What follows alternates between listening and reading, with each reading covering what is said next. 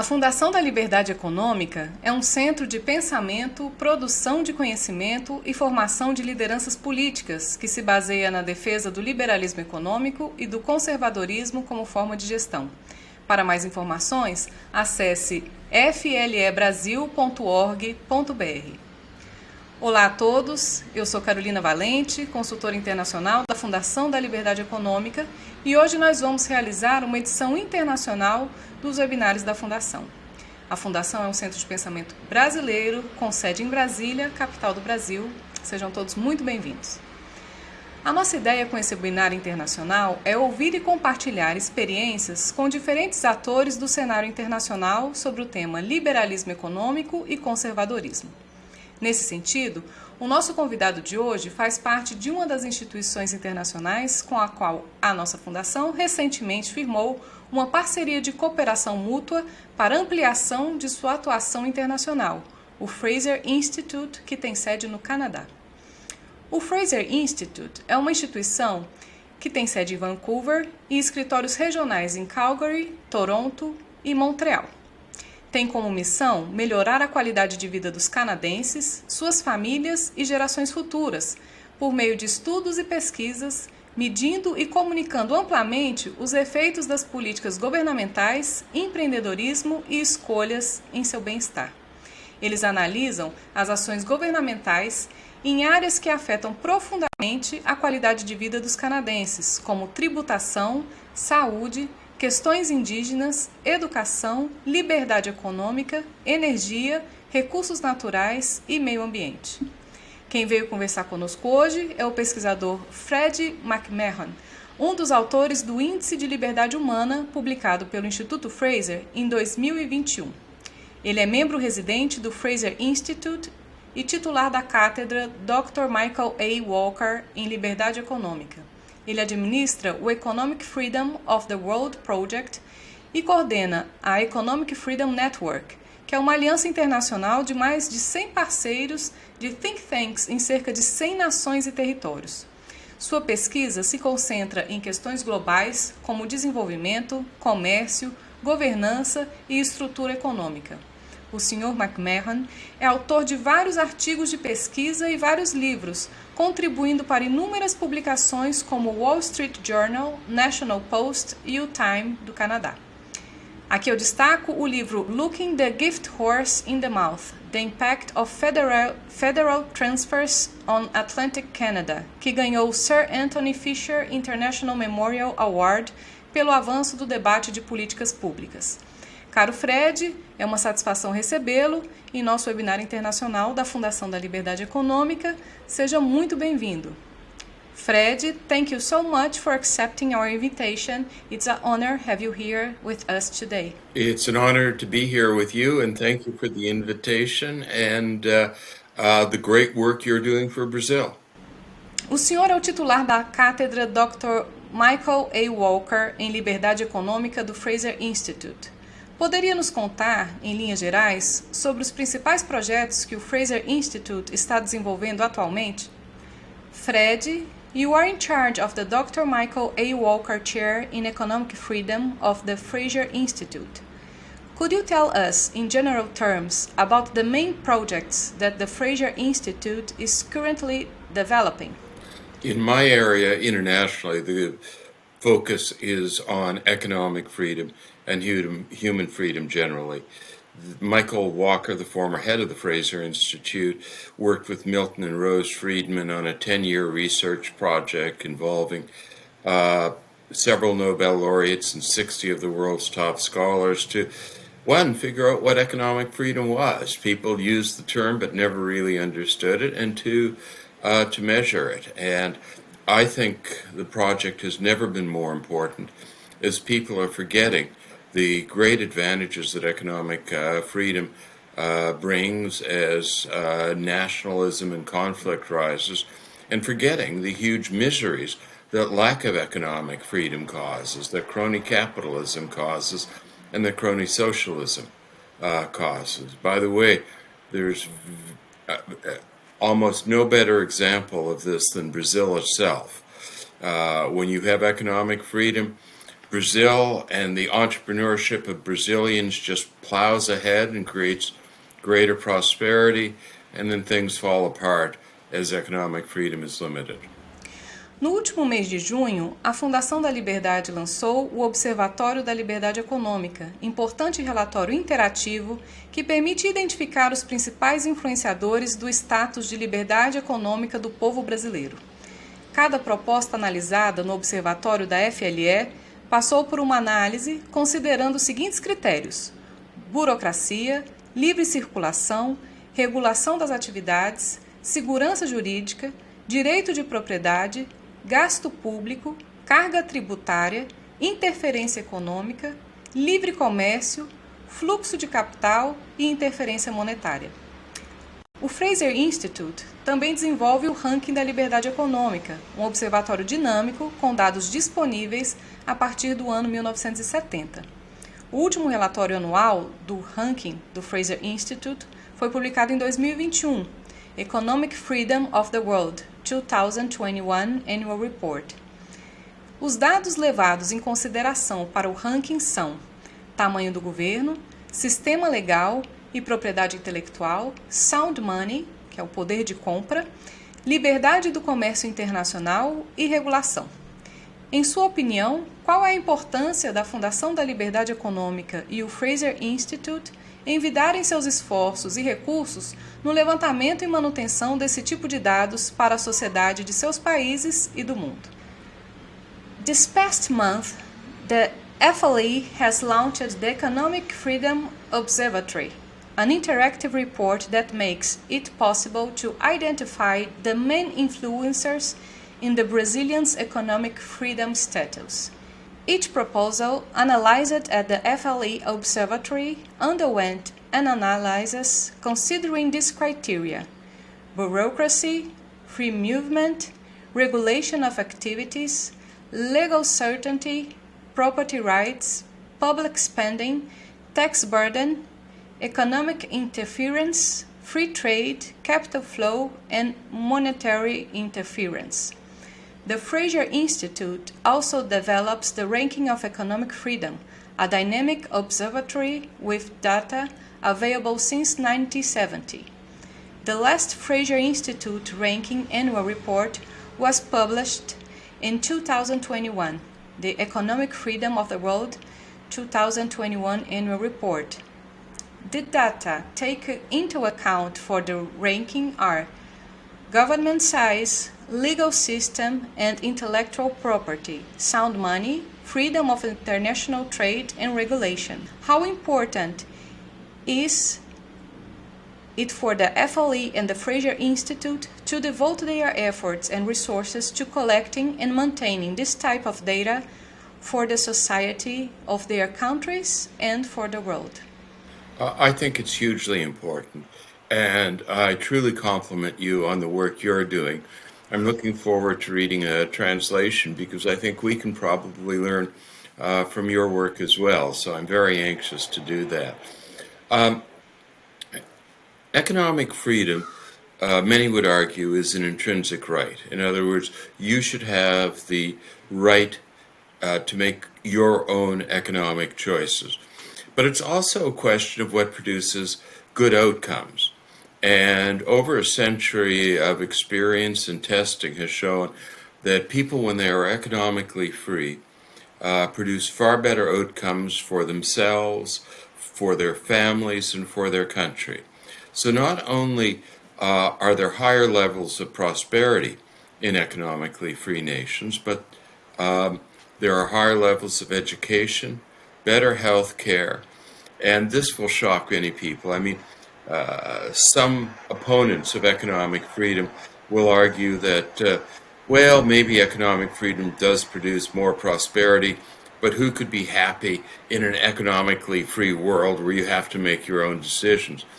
An immense amount of research has looked at happiness levels in different nations, and one of the driving forces of happiness is actually economic freedom, as much as good health is, and that's because people feel happier, more satisfied when they're in charge of their lives. So there are two very important questions related to economic freedom. Is it an intrinsic right? Is it something you should have the freedom to do? And I think the answer there is obviously yes. And the second question is, well, does it produce better outcomes? Even if you have the right to be free, does it actually make you better off? And therefore, and the answer to that is obviously clear. So the work that you're doing and that we're doing on measuring economic freedom is tremendously important to improve the human condition. That's very nice. We don't have yet the translation of our observatory, but I hope soon as we can, we will have it. Além do ranking de liberdade econômica, o senhor também participou da elaboração do Índice de Liberdade Humana, junto a Ian Vasquez, Ryan Murphy e Guilhermina Sutter-Schneider, publicado em 2021. A publicação constata que mesmo antes da pandemia do Covid-19 e da consequente resposta dos governos em todo o mundo a este desafio, a liberdade global já estava em declínio. A publicação faz uma medição global sobre temas importantes como a liberdade pessoal, civil e econômica. O senhor pode nos contar um pouco mais sobre esse índice? Fred, in addition to the Economic Freedom Ranking, you also participated in the elaboration of the Human Freedom Index, together with Ian Vasquez, Ryan Murphy, and Guilhermina Sutter-Schneider, published in 2021. The publication notes that global freedom was already in decline even before the COVID-2009 pandemic. The publication makes a global measurement on the important topics such as personal, civil, and economic freedom. Can you tell us a little more about this index? And I think it's absolutely fantastic. I read it, all of it. Well, thank you very much. That's very kind. In the past, before we launched this index, you're right, the last edition was 2021, but we launched it about 7 or 8 years ago. Before that, there were groups that measured civil freedoms or democracy, but no one had really measured economic and other freedoms together. And in many ways, economic freedom is the foundation for other freedoms. If you don't have control of your economic life, powerful crony elites or powerful government can basically tell you what to do. Do what we say or you don't have a job. Do what we say or you don't eat. Do what we say or you can't feed and clothe your family. So if you don't have economic freedoms, freedom of speech, freedom of assembly, even freedom of religion, are threatened by the great power that crony elites or governments will assume for itself. So we thought it tremendously important to bring together an index that measured both economic and other freedoms to give a global picture of freedom and also to see how they're related. That is very interesting. What is all the topics that you measure in the index of the human freedom? We have 3 broad categories. The first category is obviously economic freedom. The second category is civil freedoms, the things like I just mentioned, religion, freedom of assembly, freedom of speech, freedom of protest. And the third, and this is where I think we made a very important contribution to the literature on freedom, we also look at the rule of law and safety and security. If you're living in a country where it's dangerous to step out on the streets, where you're going to get mugged if you walk down a couple blocks, if the rule of law doesn't protect everyone equally, then basically your freedom's eroded. Who can be truly free if they're afraid to walk on the streets? Who can be truly free if the courts don't protect their freedom from the greed of crony elites or overly powerful governments? So we take those 3 components and put them together. Economic freedom, other freedoms, safety and security combined with the legal system. That's very interesting. And related with my next question.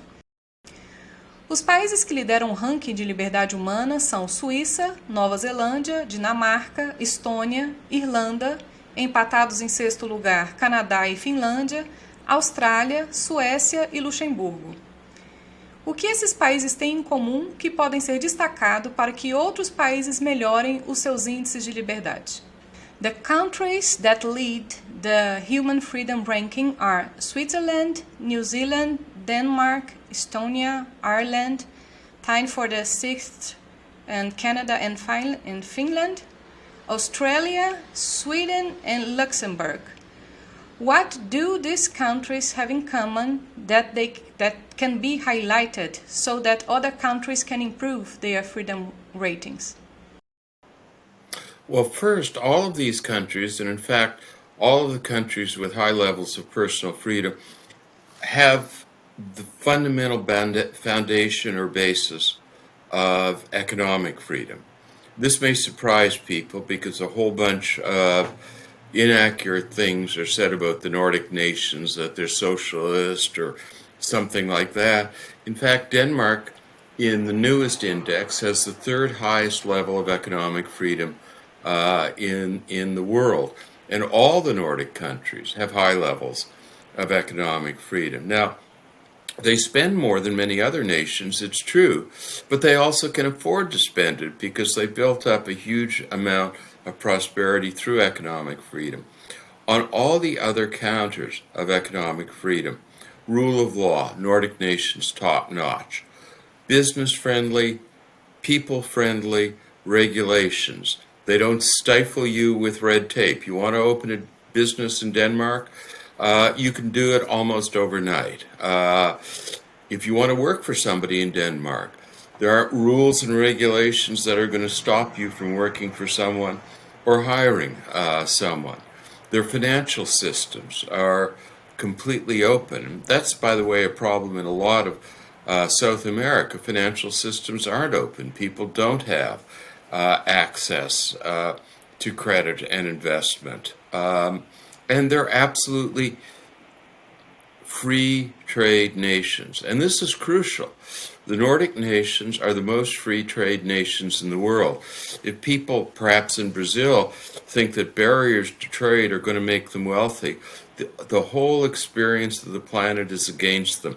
It's the trading nations like Sweden and Denmark and Finland and Britain that become wealthy, not those that close their borders like Argentina or Cuba or any of the other nations you could mention, which produce horrible outcomes for their people.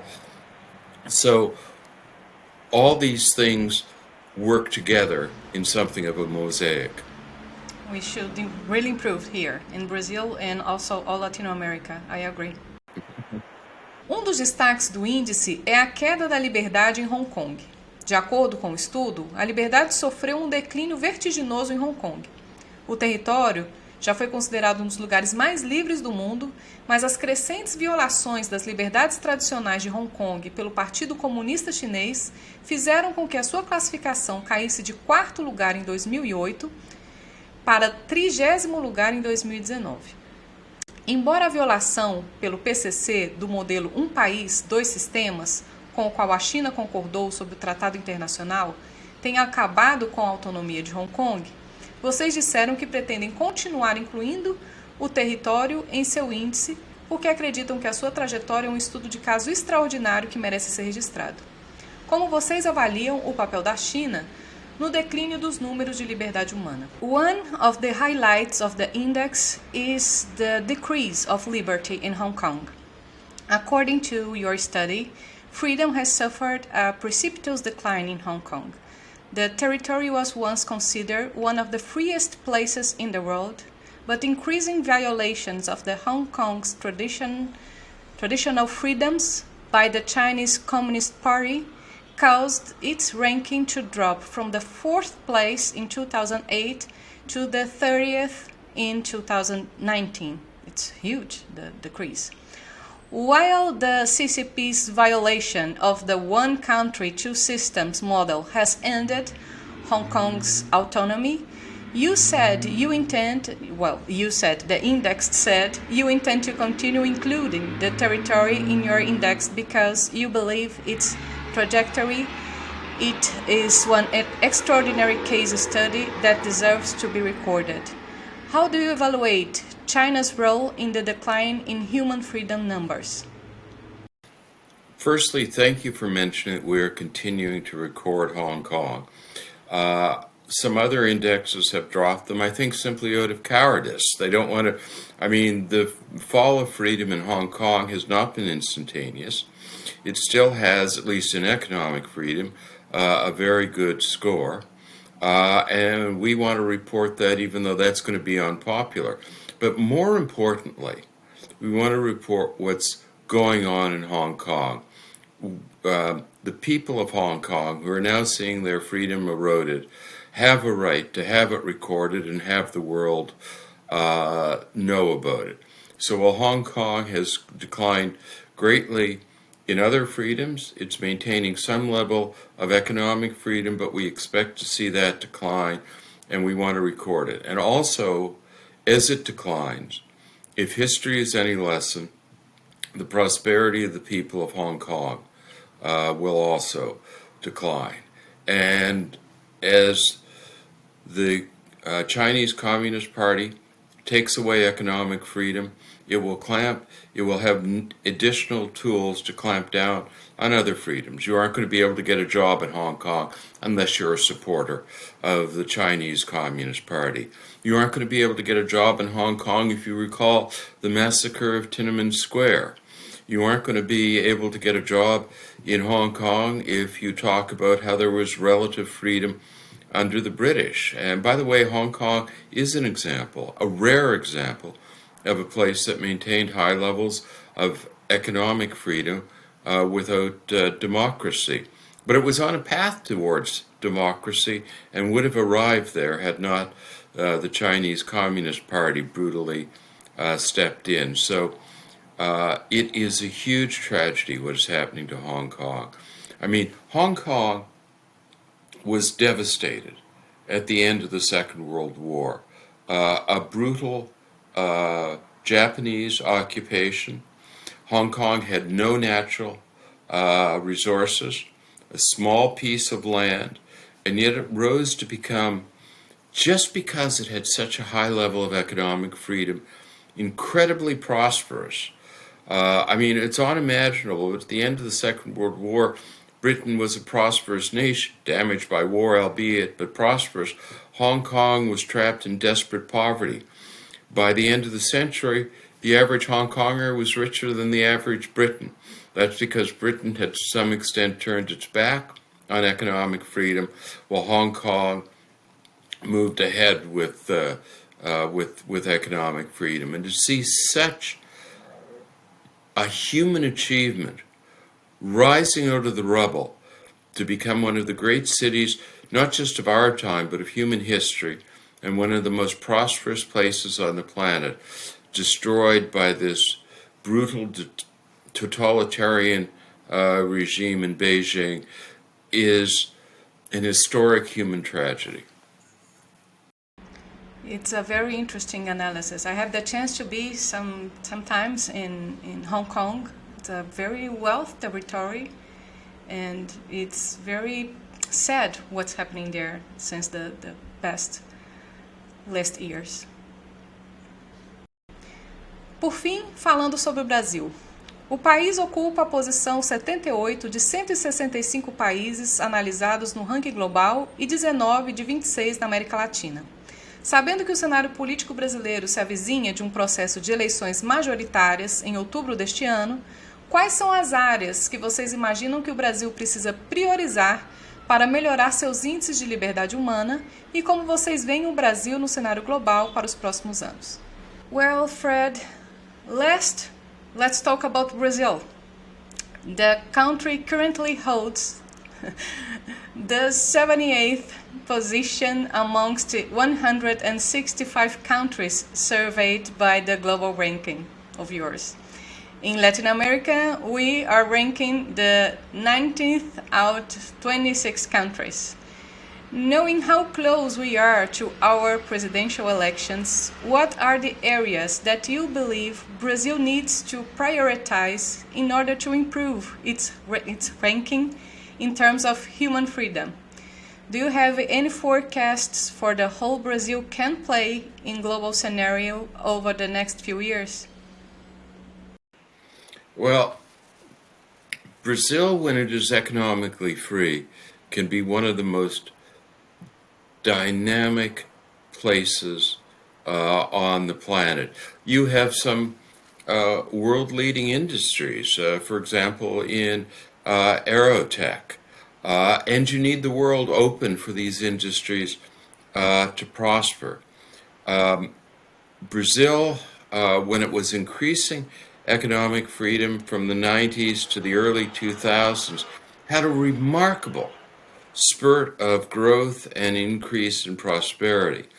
As economic freedom clamped down, growth and prosperity, growth just disappeared, and prosperity became challenged. And it's terrific the work that you and your group are doing to bring this message to the people of Brazil, because sometimes you don't quite connect the dots. You may like a particular politician because he or she is flamboyant and says remarkable things, and then you forget that perhaps the times weren't so good under them, or perhaps economic growth wasn't so strong under them. So Brazil is a remarkable history of prosperity growing when economic freedom was high, and sadly prosperity in retreat when economic freedom was low. And right now you face a very challenging political climate in Brazil.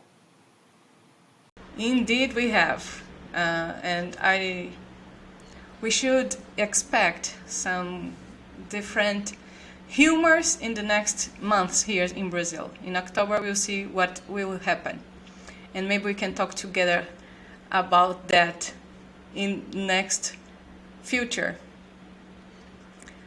Well, Fred, thank you once again for being here today with us. I would ask you to tell us your thoughts, your highlights about this cooperation that we are doing together among the FLE and the Fraser Institute.